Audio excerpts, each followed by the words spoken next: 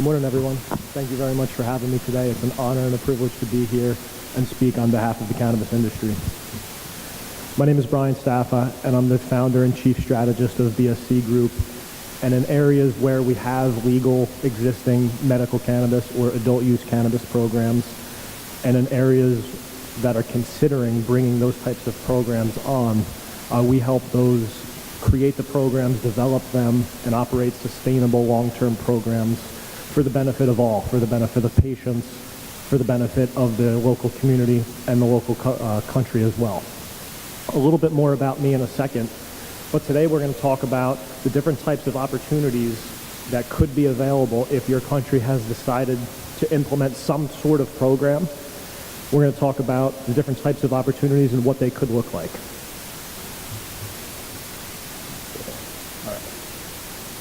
I got my start in the cannabis industry on the small operations on the patient co-op side, and early on in my career had the opportunity to launch into large-scale commercial operations, which is where I saw the future going.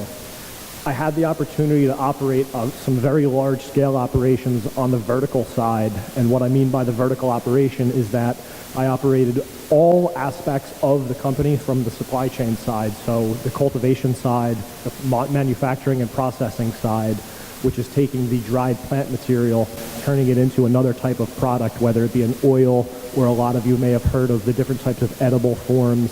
It's taking that type of oil and infusing it into a product for another purpose. And also the last section of the supply chain would be to distribute it and sell that product, which is the retail dispensary side.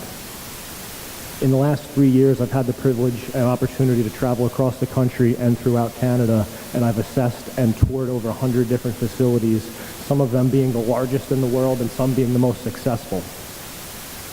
Today we're going to talk about what types of programs are most commonly seen, typically where they start and how they evolve, and how we can do that in a controlled manner, because with cannabis, this is usually a very sensitive subject, and we want to make sure that we address everyone's concerns while we're trying to implement this program as well. We'll talk about the difference between plant touching opportunities, which is what people typically think of when they're considering what cannabis means.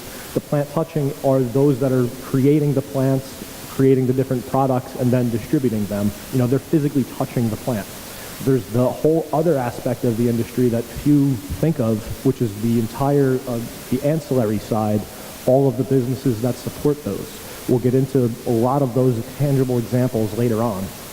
And then in a lot of the areas where we're speaking about today, most of the economies are tremendously supported by tourism. And we want to make sure that we address those concerns, but we also want to talk about the different opportunities for those types of economies and what cannabis could mean for them. The most important aspect, none of this conversation will have any room to start unless you have some sort of cannabis program. So that you must start by creating, whether it's a medical program or an adult use program. And there are some similarities and some differences. The biggest difference is the access in the program. Most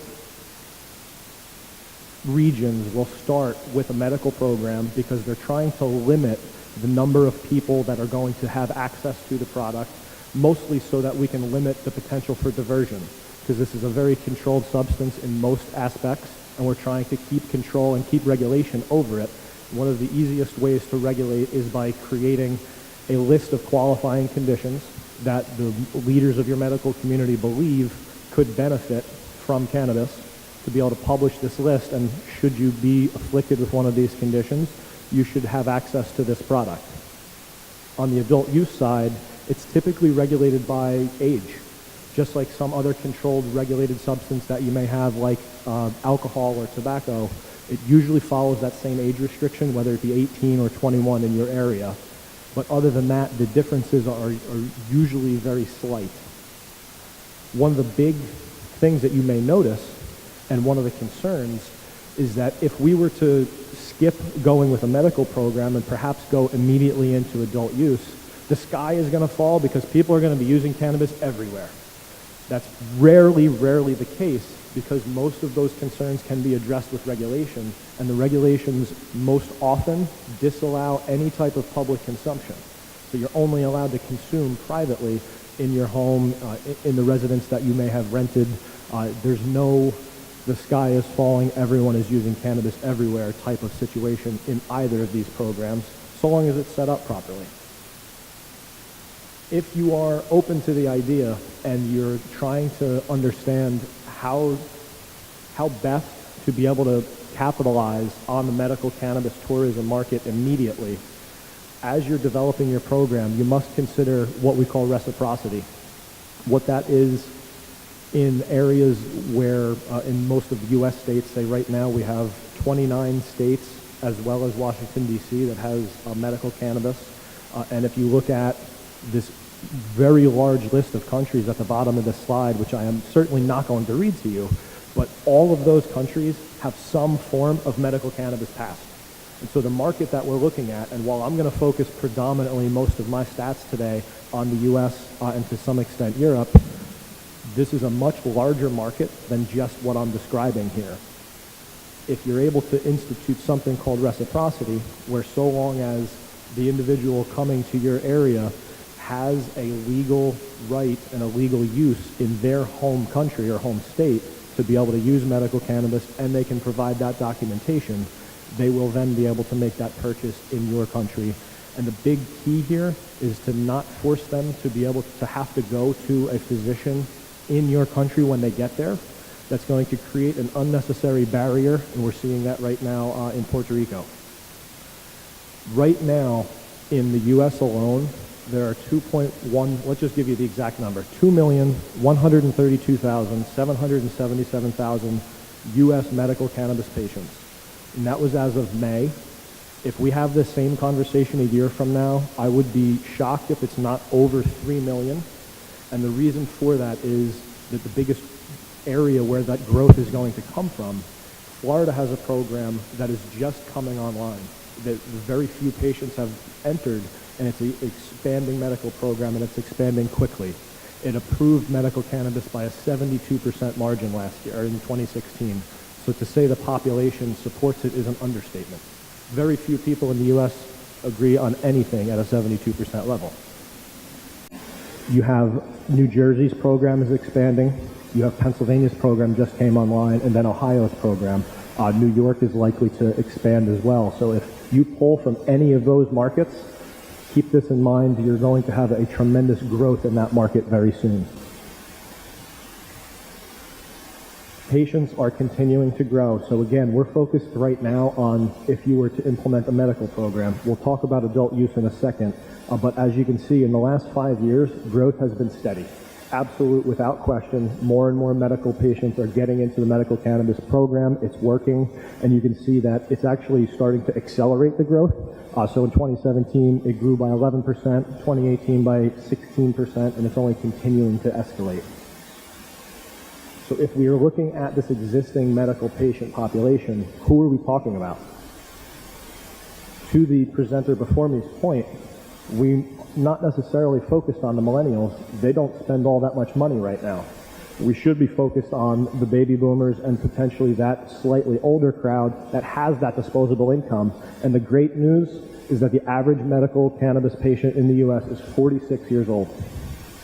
Only 27% are younger than 40, meaning 73% are over 40, which typically means they're going to have a lot of disposable income and the means to travel, the desire to travel. And one of the biggest aspects of this, when medical patients have found that cannabis works for them, they typically don't want to give it up. They don't want to leave it home, just like any other prescription that you would rarely want to leave behind if you were to take a vacation. Medical cannabis patients are no different. And so why should they, have to make that decision? If you have a destination that is open for medical cannabis patients to come to purchase legally, you're going to open up a market that doesn't yet exist. Because I can speak firsthand, I know a lot of people that will not travel if they can't take their cannabis with them, and very few places allow it. So then the next question is, well, we're concerned. What about the connotation if we become the pot country? What could that mean if we create a medical cannabis program for our residents as well as potential tourists? Could that have a backlash? I strongly doubt that. If you simply just look at the most recent poll put out by Quinnipiac University in August, 94% of Americans support adult use cannabis if prescribed by a doctor. I really doubt that that small 6% that doesn't support that is going to be that make or break. We talked so much about medical. Let's start going into adult use, because what this is showing here is the total sales as they've happened and then as they're projected for the next few years through 2022. The light blue bottom bar there constitutes medical sales. The much larger aspect, the much larger dark blue bar, are the adult use sales. So if you're really trying to capitalize on legalization of cannabis, the best way to do that is with some sort of regulated adult use program, because the sales are just that much larger. So where do all of these economic benefits come from? The government often assumes that taxation is the cash cow. And I just want to give a cautionary tale. While taxation can be one way, taxation directly on the product and then at some sort of the end of the sale, perhaps with a sales tax, that's only one portion, and I caution to not create too high of a tax burden, because you will have the black market continue to proliferate, and it will be harder and harder to regulate that program if it's too burdensome. I'll give you a tangible example in the next slide, but it's also key to not have too low of a tax structure, because then you won't be able to fund the program effectively.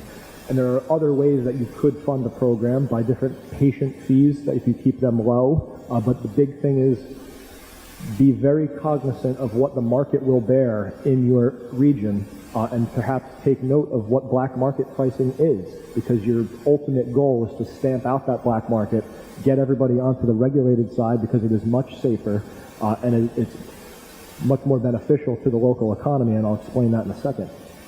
If you're looking for a range, right now in the U.S., the common ranges are between 20% and 40% for the regulated adult use market. And I'll just caution you by using that 40% as really that top of the mark. It is a little bit too high, and it's causing some challenges in some states. If you look at the right side of this slide here, it's an image of a receipt shortly after adult use sales were permitted in California earlier this year. The subtotal, for those that may not be able to see in the background, the subtotal is for a $450 purchase. And the taxes alone on just this purchase are $137.25. That's a little bit over 30%. That's right in the middle of that range. So remember, this is kind of like the average of that range. A state like Washington is taxed at 37%. How do you think the black market in those states are doing? It is thriving, and that's a challenge. So if we look at the other side and take a better example, which is Colorado, Colorado is really seen as more of the bellwether that it's doing things a little bit better. Their taxation varies between 23 and 26%, so it's towards the lower side of that range. And as a general rule, Colorado is successful. And if you take a look just as one tangible example of the table here to the left side of the screen, in 2017, just 1 year, they took in $247 million in taxes and fees. And that's just the cannabis program, with which they can do whatever they want for it. And they've been putting that back to roads, schools, a whole number of things. So we've only really talked about taxation and what the government can get out of it. But what about all of the other organizations and industries in your countries that could also benefit from this? We don't have 3 hours to dive into that, because I could seriously give a full presentation on just a number of different opportunities and what they could mean and who could benefit from them. So let me just talk about a few that are up here right now. The biggest, and if I can impress upon any number of you, the most important one up here is research. Research has been stifled throughout the world, especially in the U.S., for the last 80 years on cannabis, mostly because of federal law that disallows it. If you are looking to establish yourselves as a research hub for cannabis, you can be the first to do so. And the only other country right now that is doing anything remotely close is Israel. They're taking the lead, and you can look at them as a great example, but no one else is doing it. Be the first. Transportation. We're not just talking about transportation for the actual product and getting it from the cultivator to the processor to the store, which has to be done in a secure manner, and that's a whole other industry that usually pops up. But we're talking about transportation of people and tourists. There are going to be people that want to land, get picked up at the airport by a cannabis-friendly transport service, takes them to the resort or takes them to the store and navigates them back and forth the entire time they're on the island. That's going to be an entire industry. The buildings are not going to build themselves. There's likely already a large industry of construction professionals in your area that will be able to renovate and revitalize a lot of these facilities. Often in the cannabis space and just throughout the industry, it is a social responsibility that we see to be able to take some of the underperforming areas, or maybe that ugly duckling building that no one else wants to do anything with, to purchase it at perhaps a little bit of a discounted rate and make that investment to be able to revitalize that area and turn it into something new. And using local is also deep-seated into the cannabis community. We want to use local, and if there's some way that you can add that into the regulations, that also helps. Conferences and events. The cannabis industry employs 160,000 full-time workers, and there are very few places where those of us in the industry can go and meet professionally and then perhaps go outside and consume the product that we produce. If in Las Vegas, as one tangible example, every November, second week in November, the entire industry comes in. Last year we had 678 vendors, 18,120 people over 4 days.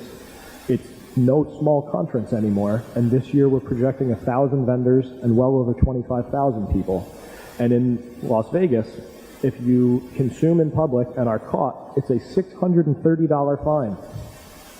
If instead you're caught in your hotel room, it's a $250 fine. What choice do you think people make? And so the other aspect of that is to, as part of your creation of the program, you must give someone that area to consume. And whether it's a private social club, whether it's a specific area to the resort that is also for tobacco smokers, that's typically what is done, is wherever you can smoke tobacco, you can smoke legal cannabis. If you separate it and give them that specific area, you have a much less risk of running into somebody doing it where you don't want them to. Most importantly are the local Caribbean brands and the licensing opportunities that come with them. When you think of Blue Mountain Coffee, it's only coming from one area for it to be true Blue Mountain Coffee. There are so many other opportunities like that, and let me just shout out one name, and I want you guys to shout out what country comes to mind as soon as I say it. Bob Marley. Exactly. And right now, to me, it is painful that the name Marley Naturals is based in Washington in the United States. There's something wrong there, and that has to change. There's so much history, so much culture, so much heritage that can be built into these types of brands and then taken outside of the country and elsewhere, because people are going to come, they're going to have an experience in your region and want to be able to relive that over and over again, just like so many other products that you're accustomed to now. There are so many more opportunities that I want to just take a second to realize how many opportunities I didn't get to go through on that last slide, and just use your imagination to see what else could be out there. I didn't expect to have too much time to go over this slide, and I'd really like to speak separately with any of you in the audience, and I think there are a few that are strongly considering developing a legal program, looking over in this area over here. And I'd really love that opportunity to speak how these programs typically build momentum and actually get passed, at least the way that it's been happening in the U.S. With great opportunity comes great responsibility, and there are often a lot of concerns that have to be addressed when we're going to institute a sensitive program like this. And the good news is there are so many areas in the U.S. and now abroad, that we can pull experiences from, what worked, what didn't work. And the best part is most of the concerns can be addressed with regulations. One of the most common regulations is, where can we put these facilities? We don't want them everywhere. We want them only where we want to control them. And typically the regulation will allow the town or the city to specify an area, whether it be a zone or a specific street that they're allowed to be. And often we'll create buffer zones, a buffer zone that disallows a facility being more than 1,000 feet or 305 meters from a school or a daycare or a religious building. There's also usually a cap on the number of facilities, so you won't have that potential concern of having 15 shops lined up next to one another. And then last but not least is security. Everybody's typically concerned about diversion. What's going to happen with the product? And again, a great benefit having come in a little bit later into the process is that so many people have developed really strict security procedures. Some on the East Coast have gone way too far overboard that you have to build your facility like Fort Knox. And then there are others on the West Coast that have taken a little bit more of a relaxed approach. And there's probably something in between that works a little bit better for you. But there's guidelines on security, the number of cameras, but then also as it relates to getting the product out in the public, there are advertising restrictions.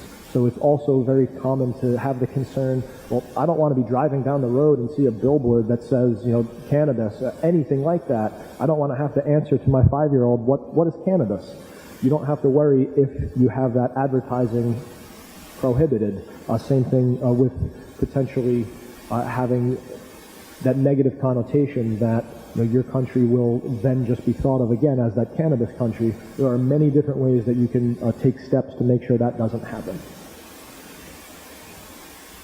If you take away nothing else from our talk today, just take a look at this slide. Please take a picture of it, and I'll give you a link on the next slide that gives you the opportunity to download all of the slides that you saw today.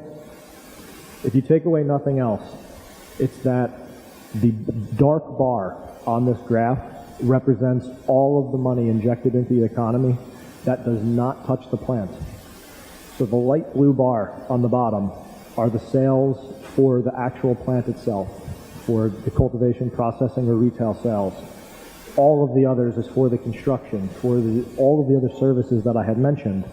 So if you look at from the dollar figure, for every dollar spent on cannabis products, another $3.50 is injected into the local economy. So when you're looking at a total trajectory, think much larger than just cannabis itself. Think about everything else. I'd be very happy to discuss anything that you saw here, or to really be able to customize something for your home country, your home area, to be able to come and speak specifically about what cannabis could mean for your area and address your concerns directly.